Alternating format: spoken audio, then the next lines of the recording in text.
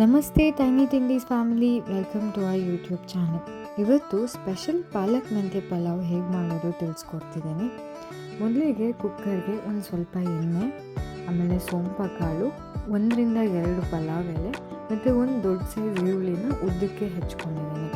ಇದನ್ನು ಚೆನ್ನಾಗಿ ಬಾಡಿಸ್ಕೋಬೇಕು. ಈರುಳ್ಳಿ ಕಂದು ಬಣ್ಣ ಬರೋವರೆಗೂ ಚೆನ್ನಾಗಿ ಬಾಡಿಸ್ಕೋಬೇಕು, ಆವಾಗ ಹಸಿ ವಾಸನೆ ಹೋಗುತ್ತೆ.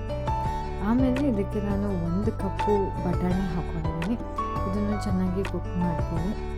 ಸೊ ಈ ಹೋಲ್ ಮೆಷರ್ಮೆಂಟು ಒಂದು 4-5 ಜನಕ್ಕೆ ಆರಾಮಾಗಿ ಆಗೋಗುತ್ತೆ.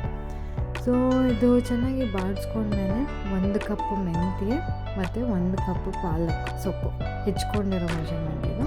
ಸೊ ಚೆನ್ನಾಗಿ ಇದನ್ನು ಮಾಡಿಸ್ಕೊಳ್ಳಿ. ಸೊ ಇದು ನೀವು ಕುಕ್ ಮಾಡಿದಷ್ಟು ಅದು ಆಗುತ್ತೆ. ಸೊ ಚೆನ್ನಾಗಿ ಕುಕ್ ಆಗಬೇಕು.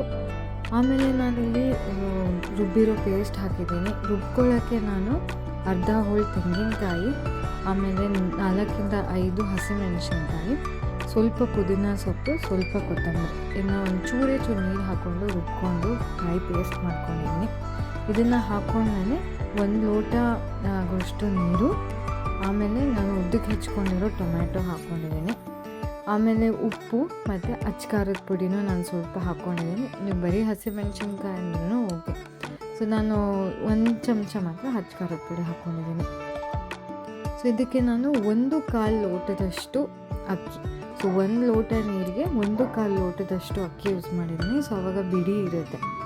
ಸೊ ಇದನ್ನು ಚೆನ್ನಾಗಿ ಮಿಕ್ಸ್ ಮಾಡ್ಕೊಂಡ್ಮೇಲೆ ಕುಕ್ಕರಲ್ಲಿ 1-2 ಕೂಗಾಗೋವರೆಗೂ ಇಟ್ಕೊಳ್ಳಿ. ಸೊ ನಿಮಗೆ ಬಿಡಿ ಹಾಗೂ ಬಿಸಿ ಮೆಂತ್ಯ ಪಲಾವ್ ರೆಡಿ ಆಗುತ್ತೆ. ಸೊ ಹೇಗಿದೆ ಅಂತ ಟ್ರೈ ಮಾಡಿ ತಿಳಿಸಿ.